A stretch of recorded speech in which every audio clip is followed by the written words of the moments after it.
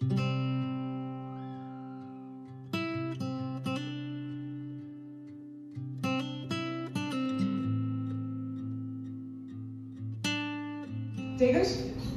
thank you so much for this morning for hosting the event, and obviously the weather is fantastic today, so Cove looks amazing. Welcome to all of you, welcome to our spotlight speakers who are sitting over there. We have Bank of Ireland and Ardú, I think, is that how you pronounce it? We also have our sponsors, the Port of Cork, and our guest speaker, Professor Maggie Cusack, Inaugural President of Munster Technology, University of Ireland. So, I'm just going to, I suppose, go through a few housekeeping points this morning. The session is being recorded. I suppose the one thing we noticed during COVID and when we were doing online events is that a lot of people from around the world actually tuned into our breakfast meetings. And this now will give them an opportunity to continue doing that. A lot of people who are from Cove are living abroad and they still want to know what we're up to, which is important. So before we start the morning, I'm going to just give you a rundown of what we're going to be doing. So we're going to show a short video of our great island and what it has to offer, and then we're going to go to our spotlight speakers. I'm then going to give you a brief update on the Chamber as to what we're all about, and a few updates, and then I'm going to hand you over to Conor Moulds, Port of Cork, who will then introduce our guest speaker, and then we'll have a Q&A after that.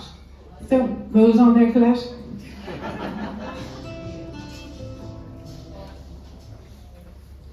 So I hope you enjoy that. I think if you don't buy a house in Cove today, I actually do give up.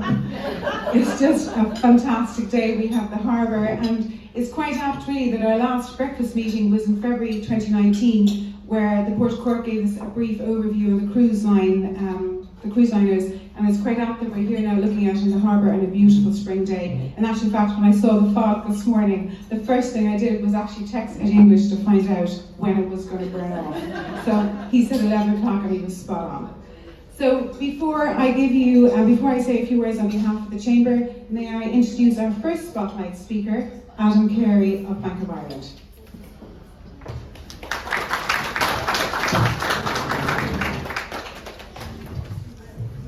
Morning, everybody, and thank you for your time to get to speak to you today. So my name is Adam Carey from Bank of Ireland. I cover an area of East Cork, which will include towns like Fermoy, Mitchelstown, Cove, Youghal, Middleton. So look, my job is essentially to make sure that we're here to help and support SME customers across our cluster, which would be East Cork, particularly as we're coming out of Brexit, and we're in the middle of Brexit, and we're coming out of COVID, so it's there to give support to businesses. So like we've loads of different lending schemes available to our SMEs. Let's say like there's a Brexit impact loan scheme, there is a COVID impact guarantee scheme available to SMEs that's guaranteed by the government but funded by ourselves. Our team, we have a team of, let's say, business advisors like myself, and we have a team of mortgage advisors that cover the cluster. So like we're more than agile, more than available to meet customers. I'm particularly aware that we don't have a local branch presence, which is very disappointing to us. But from our point of view, we have a team of people that are more than agile to meet customers for whatever requirements they have. So thank you for your time today. Thank you, Joanna. And yes, although Bank of Ireland, physically they no longer have a building here in Cove, I have to say Adam and Gillian are very much a part of the community and work really, really closely with the Chamber and your clients here in Cove. So it's great to still have you on board. So thank you. So just our second spotlight speaker now is Ardú. Digital, is it? Yeah, great. So I'm just going to bring him on stage.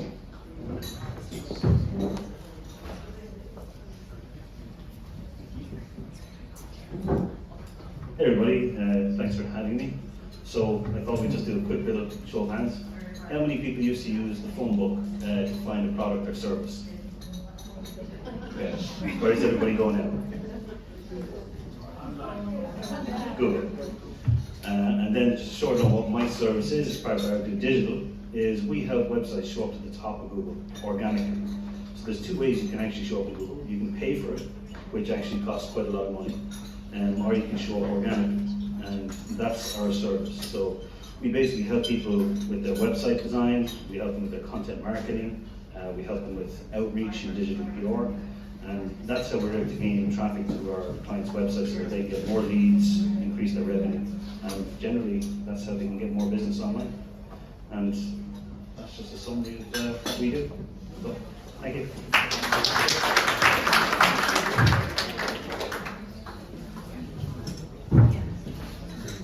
So I'm just going to say a few words on behalf of Cove and Harbour Chamber, because a lot of you may not know exactly what we do and what we represent.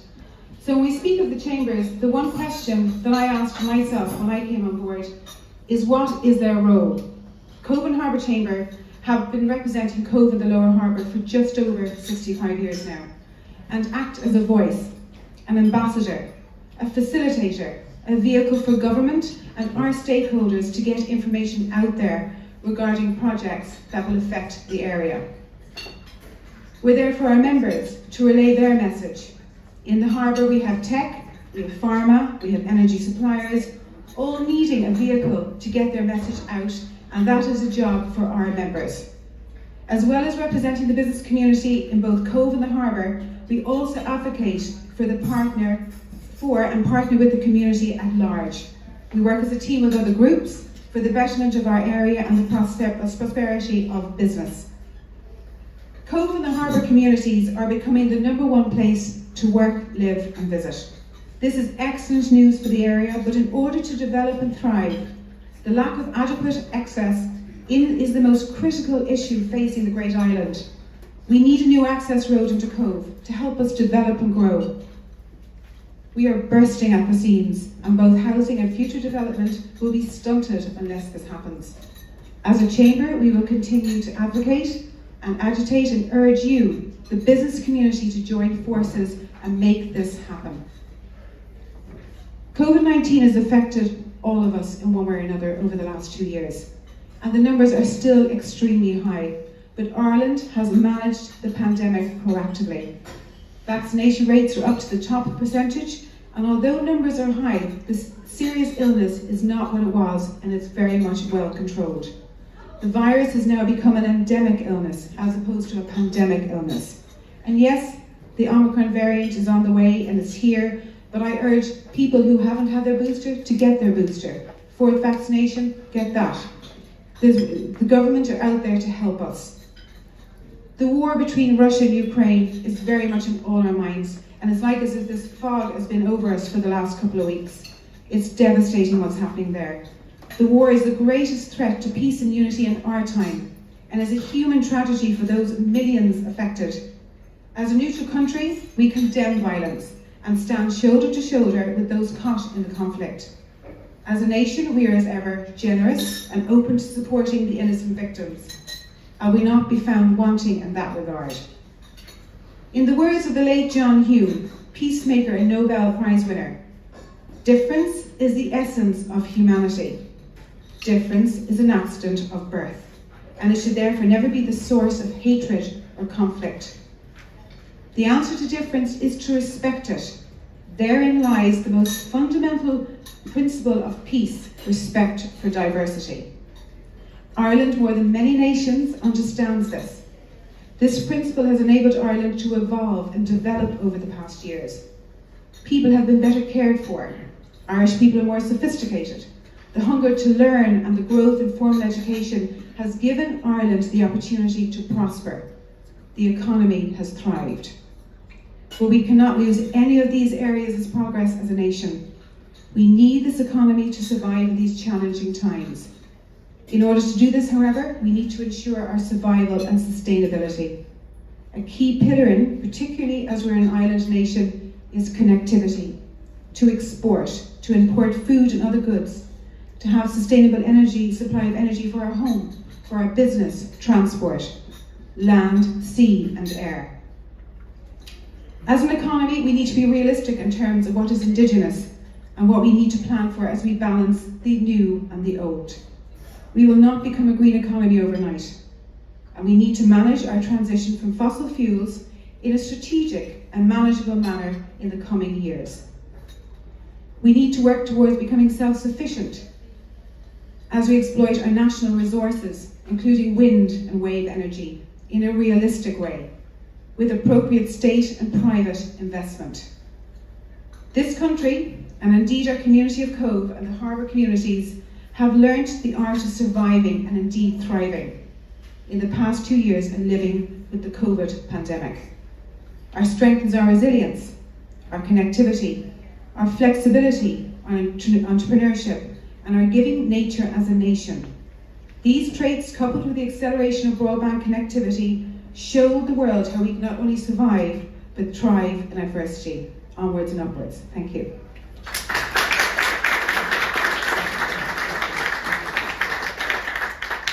So now it gives me, it's actually weird to give an applause because normally it was on Zoom. But I would just like to take this opportunity. First of all, I'm going to be, Conor Mo's Chief Commercial Officer of the Port of Cork is going to come up here and introduce our guest speaker this morning, Professor Maggie Cusack, President of Munster Technology University. But before you come up, Conor, I do want to, on behalf of Cove and Harbour Chamber, thank the Port of Cork for your ongoing support and involvement in the Chamber. It's really, really important that we've had that support. The relationship has been amazing over the years and it's only growing. And you've become really, really a part of the community here in Cove, which is great to see. You're a huge source of employment. The cruise line industry is so important to Cove on an economic front, both locally, regionally and nationally. So thank you.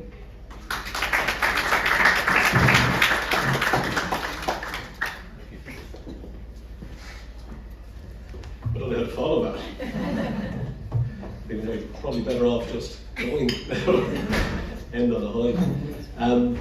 Well, good morning everyone, and I'd like to add my thanks and welcome to everyone here to Joanna's.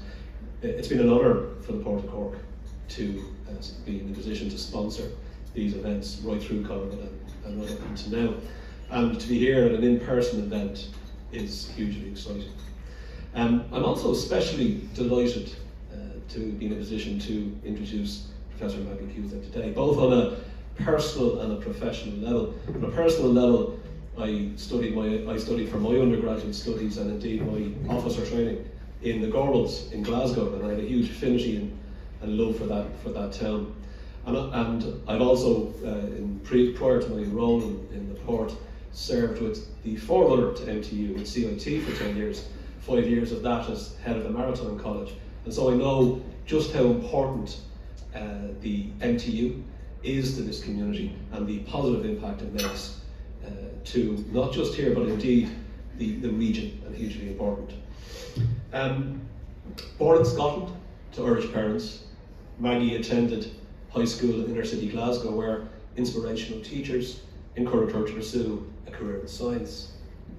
She did an honours degree in cell biology at the University of Glasgow, and then her PhD at the University of Liverpool, where she worked with industry, investigating the sweetest substance known to man, or indeed to the planet, I should say, a plant protein called fumatin. Her research work on proteins then attracted her to postdoctoral research, investigating how proteins are involved in mineral formation in living systems and biominerals. Following this 2-year post, she was awarded a fellowship from the Royal Society, during which she established a research group and continued to lead research in biominerals while progressing as a lecturer, a senior lecturer, and then professor, combining teaching and research with university leadership.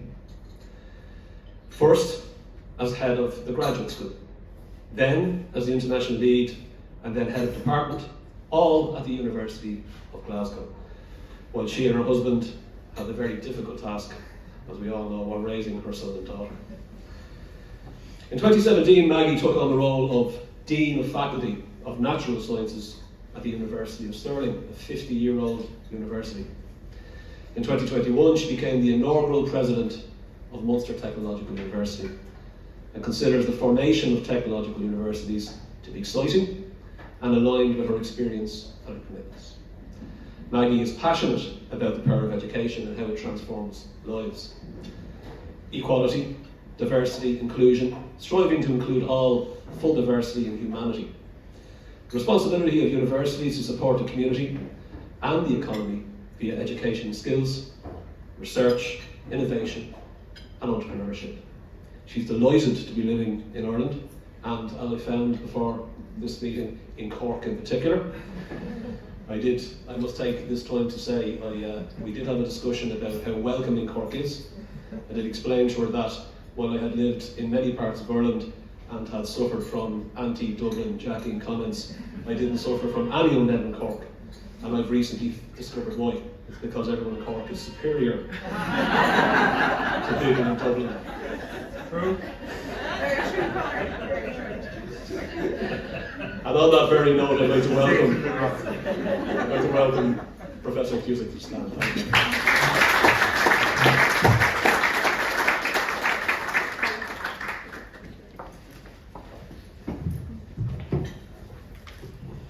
Thank you so much, Connor, Joanna, everyone here at the Chamber. I'm absolutely delighted to be here today, so thank you for the invitation. And I know how special it is when we have the opportunity to finally meet in person, so it's lovely to be here. When we were meeting earlier, we were out there looking over the water, the really soft sun and the syrupy water. I was almost feeling guilty. I feel as if I'm having a bit of a holiday this morning. So I was reluctant to tweet out the photographs, so they'll think I'm on a sky. So it's really great to be here today, and Connor covered a lot of my background, my journey, and as he said, I was very much brought up in inner city Glasgow, what I would call attending a rough and tumble high school, if we refer to it that way. It was one where very few people actually went on to university, so I think anyone involved in education and really respecting the power and the influence of teachers, and it's okay, I'm not emotional,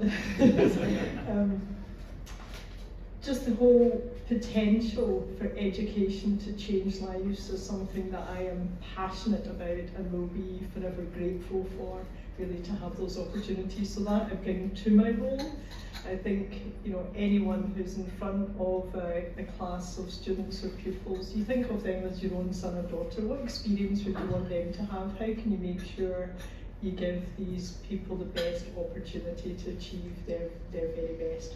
So that's part of my background and my appreciation, when we all sort of reflect on our privilege and the opportunities we've had, and to think about how do you then pass that on and help others. So that's why I see the opportunity for technological universities and what the government are doing, I think, is really forward thinking, to think about the power of education, and to have a really highly educated population is just a fantastic journey for us all to be on. To be more and more educated, I think, just brings so much richness to us.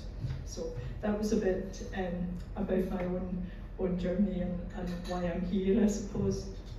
I think I was also thinking about women in STEM and in scientific subjects, and we know that while girls study and do really well in science at school, and they do, the statistics are they do really well. So what happens? And there's a scissor plot that you can plot out, and as you go along the career stages and the proportion of men and women, the scissors just open wider and wider in terms of women just don't progress up the STEM career ladder. So I think that's something that I'm really mindful of. There's something to be done by way of role modelling. You can't be what you can't see, but I think it's also, we have to question ourselves all the time. We all have biases, all of us, and we have to sort of acknowledge that we do. They're really nice for a sort of shortcut, aren't they, and help you to come to a conclusion. But really thinking about challenging ourselves and making sure we don't act on any biases, and make sure that we do genuinely have equal opportunities. So when we're looking at people moving through their career, are you sure that in that selection process, everything in it is absolutely gender neutral, and you're not going to work against perhaps the way women are socialised and how we're expected to behave? So I see that really playing out in science. Science is competitive. We compete for funding. We're putting our ideas out there into competition. and then the language we may use perhaps in an interview where we might talk about, it's probably more comfortable for a man to say,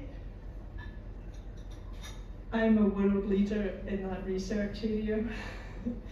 And even role-playing that is very uncomfortable for a woman to say, because you're not socialised to speak that way. So I think we always have to challenge ourselves at every stage in a process and be sure it's gender neutral. And at MTU, we're really passionate about equity, about that diversity and inclusion. Just really asking ourselves, are there any barriers here that we perhaps can't see? How do we make sure that we're genuinely welcoming, not just patting ourselves on the back because maybe our gender balance is a bit better than it was, but really welcoming the whole diversity of humanity. So that's really important to me. So MTU came into being in January of last year, right in the peak of a pandemic, you know, and so many of my colleagues had worked hard over the years, all the preparations, all the planning for bringing two institutes of technology together, and nobody's plan was there a global pandemic, so it really couldn't have been a more challenging time. Universities, like many workplaces, are people organisations, and those relationships and being able to speak to people, all of those opportunities were removed. Like everyone else, we were on Zoom or Teams, and I just absolutely have to take my hat off to all my colleagues, our staff, our students for what they achieved during such a challenging time. I just think it's amazing that everyone kept the show on the road and were able to deliver all the teaching, assessment, carry on with the research, with engagement with companies. Amazing. If you thought that beforehand, you'd never imagined we could have done it. So we have 6 campuses. So there's 2 in Kerry, a north and south in Tralee. Coming into Cork, there's the Bishopstown campus, which is where we have the largest number of our students. I think for a technological university, we're really broad-based. People probably think technological university is engineering, there's science, there's business. Actually, we also have the School of Music in Cork, we have the Crawford Art and Design, and of course we have NMCI here. So really broad-based, you know, broad geographical footprint, really broad subject base. And I consider that a real strength of MTU. When you think about a lot of the issues that we have to face, big societal issues, you know, Joanna mentioned a couple of them about sustainability and thinking about the climate and how we transition to new energy sources.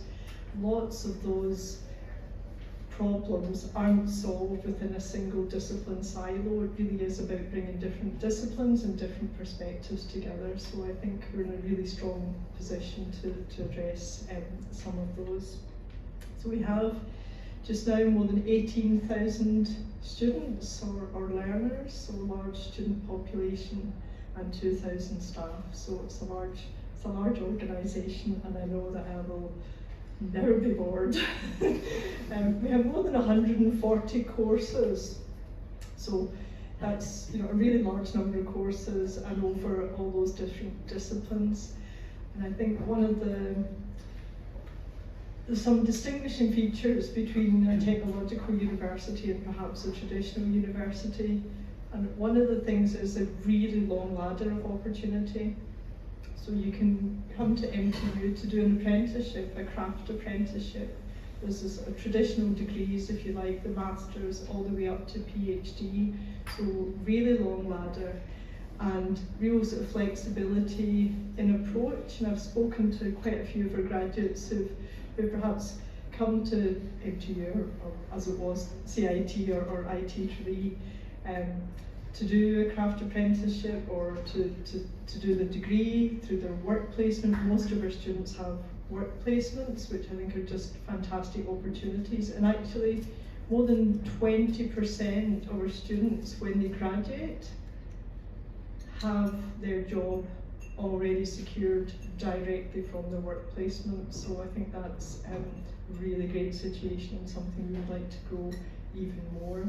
So that flexibility of approach, people perhaps enjoying the work placement, going to work for that company for a while, coming back, doing a master's, and then I've seen people graduate later from a PhD, but really acknowledging that life isn't always straightforward. It's not always about leaving school, doing your 4-year degree and going to work. All sorts of things can happen, and really accommodating that flexible approach to education. Something that's really struck me over last year working at MTU is the connections with industry and companies. I think is just outstanding, no less than that. I think the opportunities that our students have to interact with companies and different agencies is nothing short of brilliant. And I say that from spending a lot of my career at a very ancient university, and then what I considered to be a modern one. Stirling was only 50 years old. I had no idea that I was going to be heading up such a young university now. But seeing those universities working really hard to try and get those connections with industry and never quite achieving as much as they want, and I think the opportunities that our students have are just fantastic. So there's a real spirit of innovation and entrepreneurship, and that's not sitting out somewhere in an enterprise office or something. It's right through. I've described it as being right through the DNA. Last year, in the first year of MTU, obviously, initially most of the things were online, and I was watching some of our undergraduates in what was called the Innovation Challenge, and this is just one example. So companies had come to MTU, here's an issue that we're facing, we've got this product, or maybe there's a bit of an issue here, what do you think, how could we address it? And the students come together in multidisciplinary teams, so the engineers are working with the business students, are working with the graphic designers, and they were then pitching back to the companies, real life companies, that we all recognise and we see it out there. The students are pitching back, here are our ideas, we've answered your question, here's some suggestions for how you might address it. And there was all this added value coming in from the students, things that the companies perhaps hadn't even considered. The students were saying, well, this is how you can make it more sustainable, or this is how you could address this issue. And I think for those undergraduate students to then go out and see those products, be modified and on the shelf, really fantastic. So I think people work really hard to maintain those relationships with companies and with external partners, and I think that it's something that our students really, really benefit from.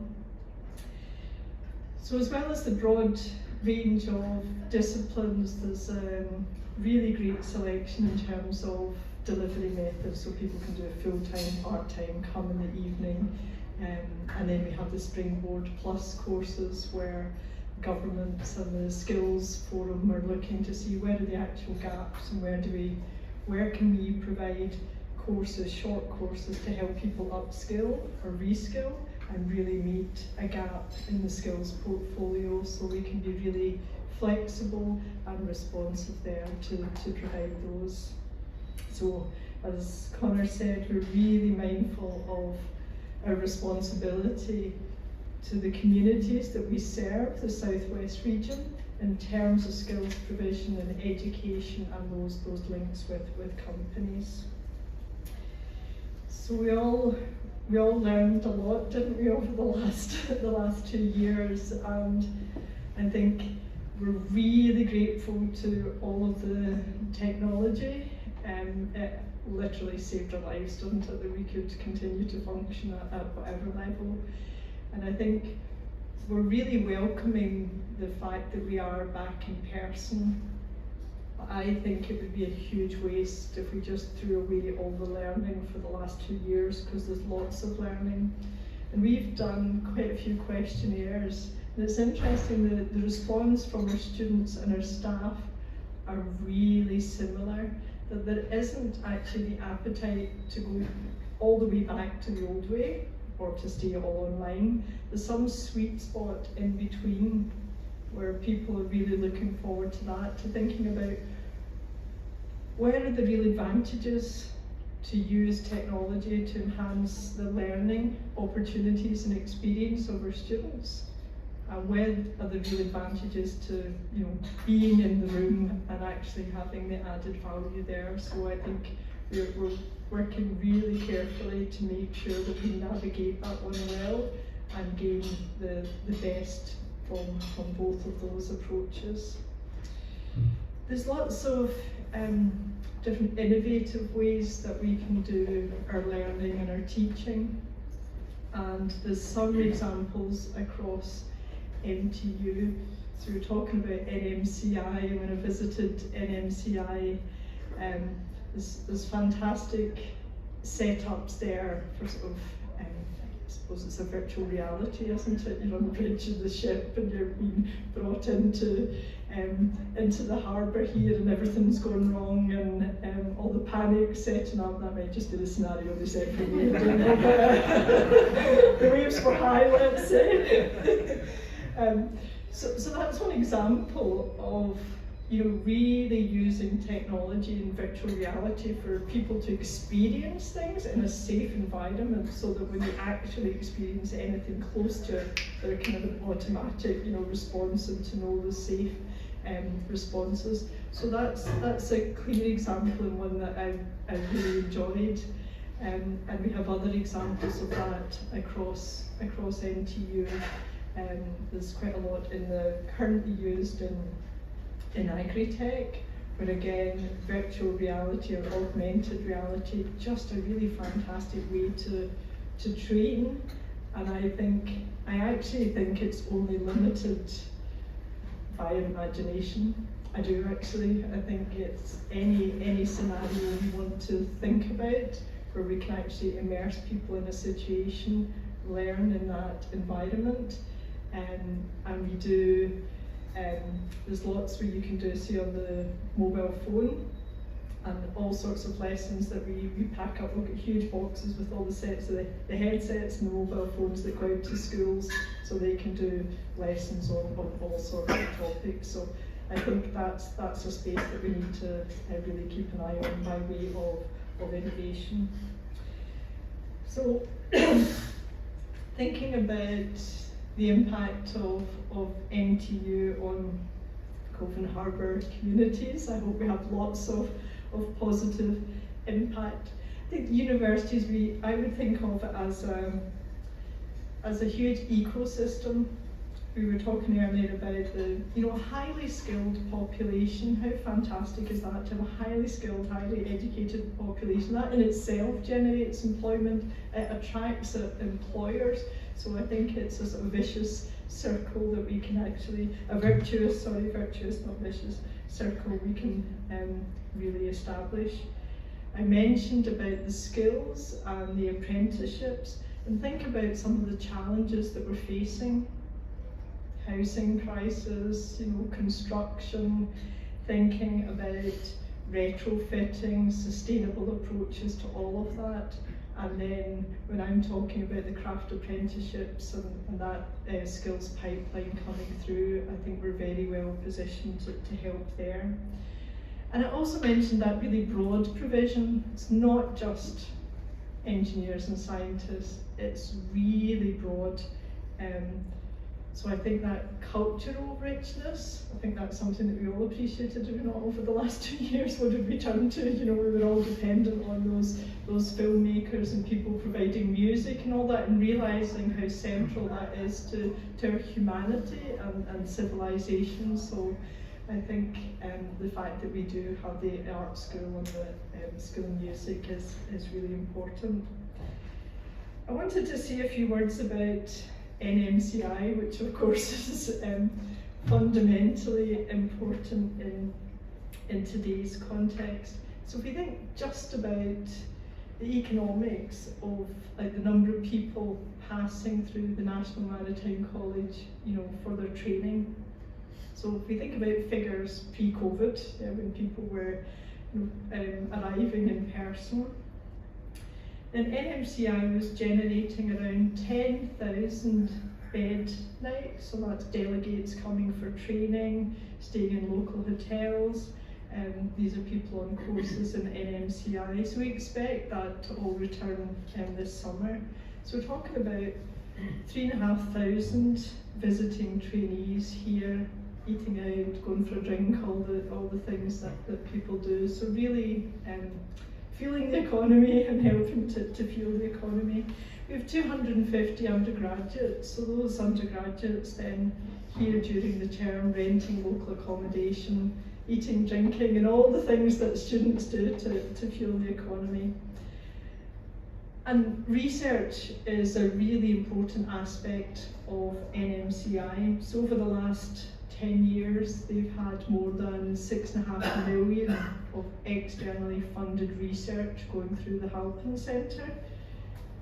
So they're employing 15 researchers who are living locally, but think about all the consumables and the support services that then come from local organisations. So there's many ways, I think, in which NMCI is important.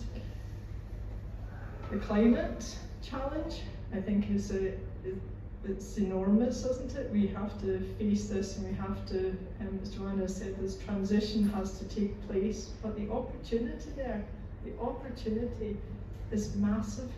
We're here on a calm day, but the potential for wind energy, I think, is just absolutely huge. So I'm sure that NMCI will be, the pivotal national maritime education and training enabler for what's going to be a burgeoning offshore renewable energy sector. So in terms of training, it's all around the engineering, the technical and other workers. So just to give you a sense of perspective, 500 megawatt offshore wind farm, this is the sort of number of people that are required. 600 people to install it, about 90 permanent personnel to maintain it, and then around 400 people to do a 5-year maintenance on it. I mean, those are huge numbers, aren't they? You go over 1,000 people. So think about the number of people. They all have to be trained to go offshore and to work offshore.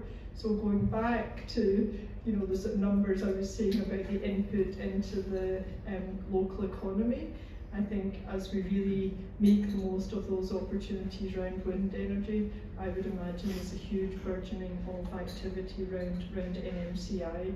So Joanna's rubbing her hands thinking about all the people who will be here to buy houses and property boom, there you go.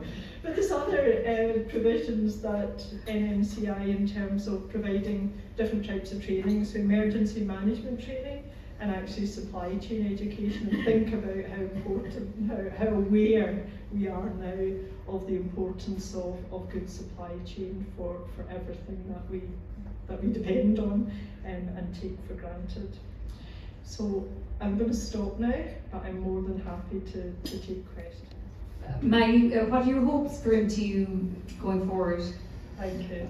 So I'm hugely ambitious for MTU, and my hopes and my ambitions are that we establish a truly great global technological university, and nothing less than that. I don't think we should aim for any less than that.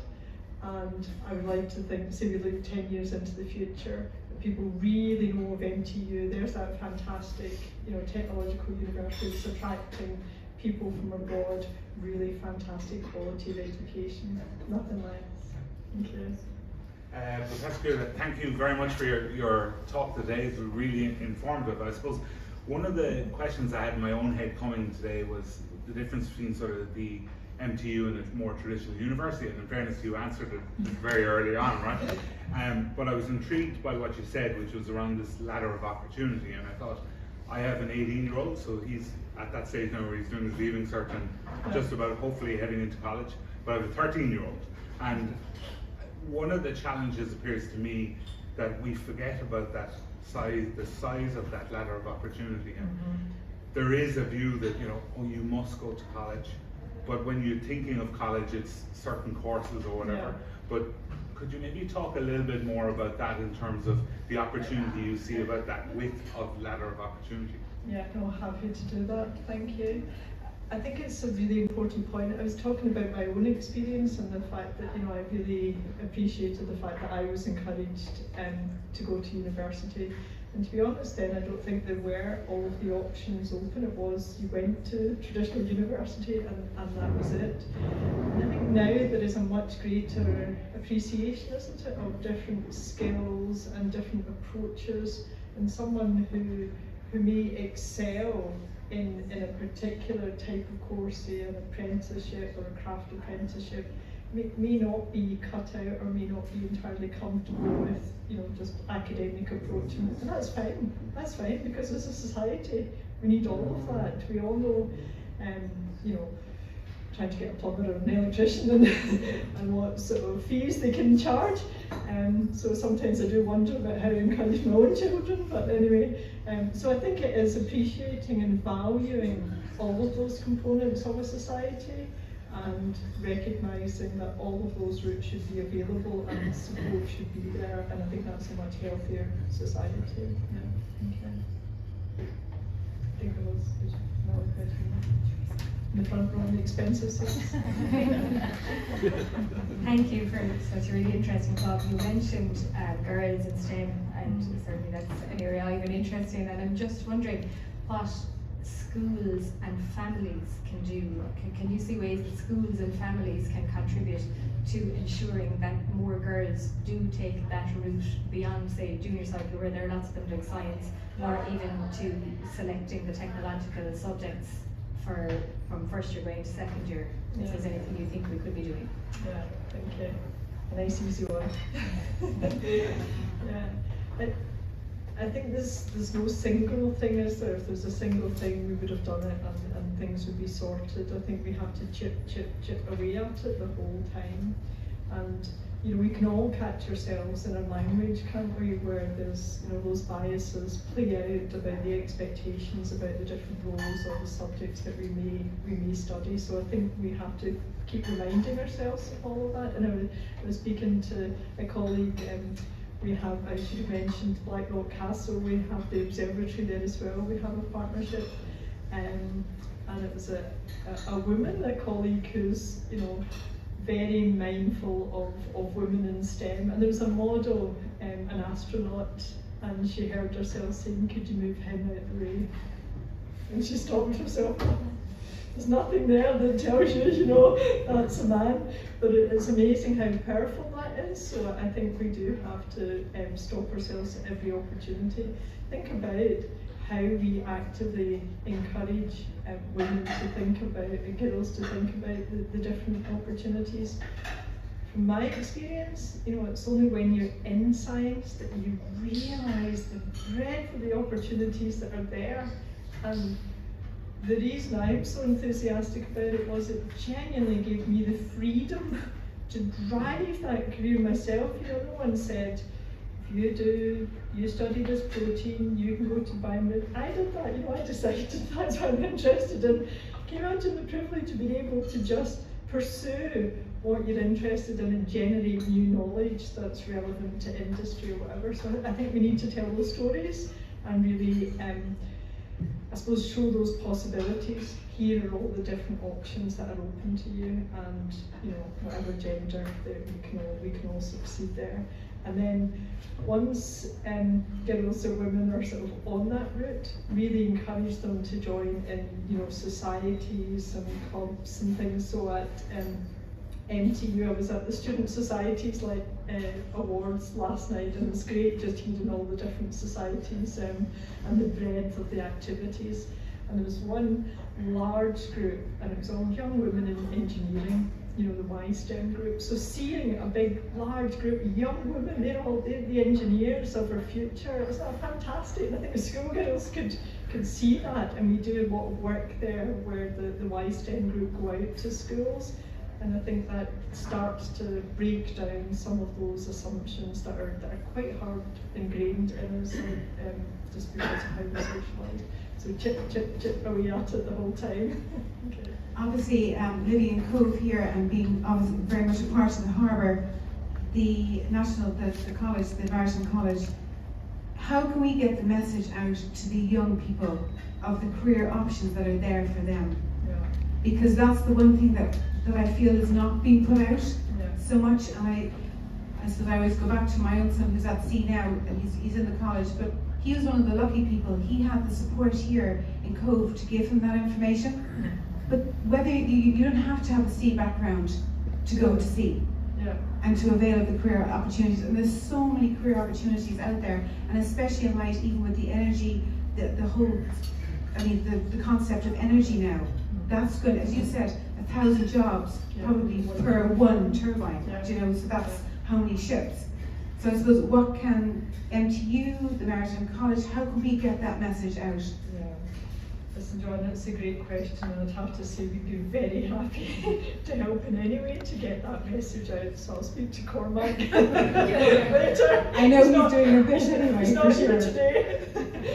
But I think you can never do too much, can you, to really make sure that people understand the range of opportunities, rather than thinking if I go offshore, that's my career option. Actually, you can do this, this, or this. So I think we do have some responsibility there. Yeah, even from an ambassador point of view from the college, that you have ambassadors to go out there, and kids love to talk to kids. They understand their language. So. I know, all fuddy-duddies, exactly. I do like a good question, because as you spoke in your opening, you spoke eloquently about inclusion, diversity and such. And certainly from my own time in CIT, I was always found it remarkable how CIT was very progressive and NTU. And this concept, this underpinning concept of education for all. Could you maybe share with us a little bit about education for those with extra or special needs, and how NTU are tackling that? More than happy to do that, thanks. So going back to last year, so say one day where diversity is highlighted, International Women's Day, and we've obviously just celebrated this year's. So last year I joined some of the activities that were going on at NTU. Oh my goodness, it was one of the most positive days. I thought, this is amazing. It's not for me to go in there to preach about how we need to strive for diversity. This is really happening, people really get this. And just the fact that, in some organisations you see people patting themselves on the back because they've got 2 women on the board or something. Wow, they're really talking about diversity. So there's great presentations, members of the traveller community. So we have a member of staff who's there to support members of our traveller community where the statistics are really poor for coming to 3rd level education. All sorts of things through the disability support, through supporting students coming from underprivileged schools. We have support for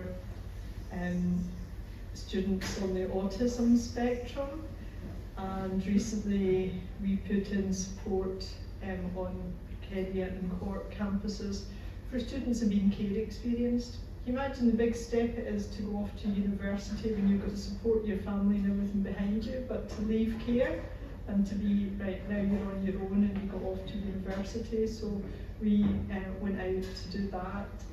We did the first, the only university just now in Ireland to have a Code Red campaign. So we just went out publicly and said, there should be no period poverty. Why would this be any stigma? Just stop being ridiculous here. The only university to have white ribbon status, so that's really speaking out about gender-based violence.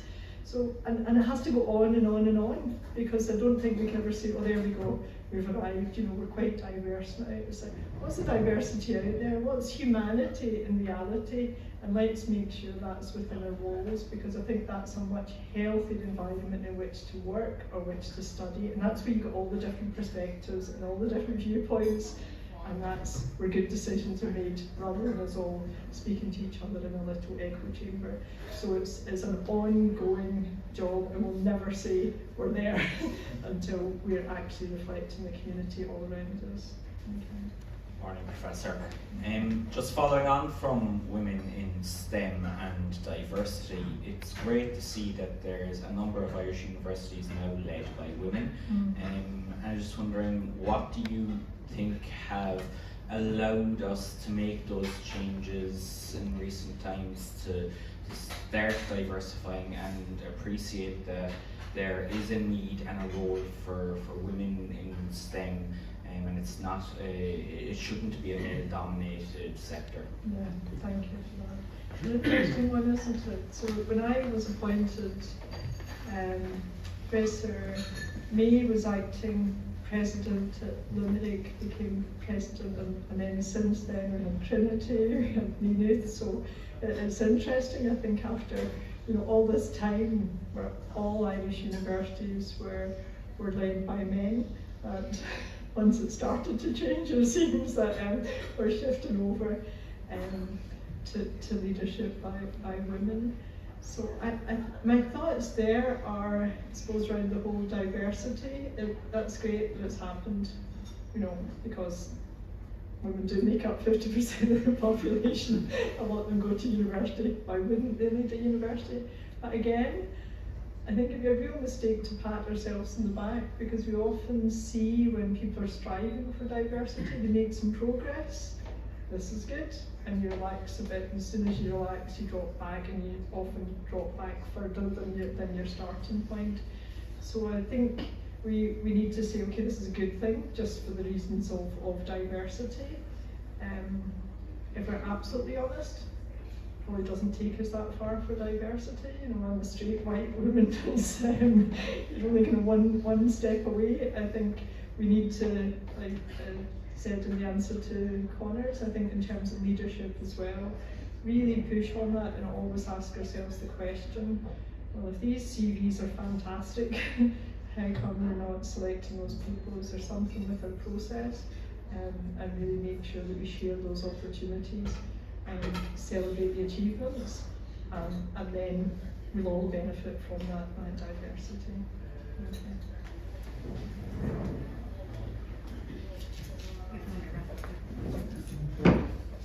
Okay, so thank you so much, Maggie.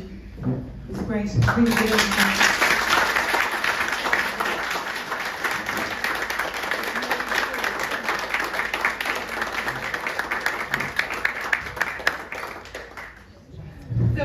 You all enjoyed this morning. Fantastic, Maggie. It was so nice to hear everything that's going on, and you answered all the questions, and great to see it thriving. It really is fantastic. Thank you all of you for coming here this morning and taking time out of your day to come down to Cove, and we're really looking forward to seeing you at our next event is going to be on the 29th of April, where Minister Michael McGrath will be speaking with us, and we'll be over in the Titanic restaurant for that event. So that's it really. A massive thanks to the Water's Edge. So if you ever want to come down here for a bite to eat, it's here and looking over the harbour. So again, thank you to David. Good morning. Just one thing, if I may, just to say, I always forget, massive thank you to Great Island Media, here for videoing the event. Thank you to Louise and Kim from the Chamber Office. You've been amazing. A lot of work has gone into this, because being the first in-person event, we didn't want to mess up, obviously. So it was fantastic, so thank you. That's it.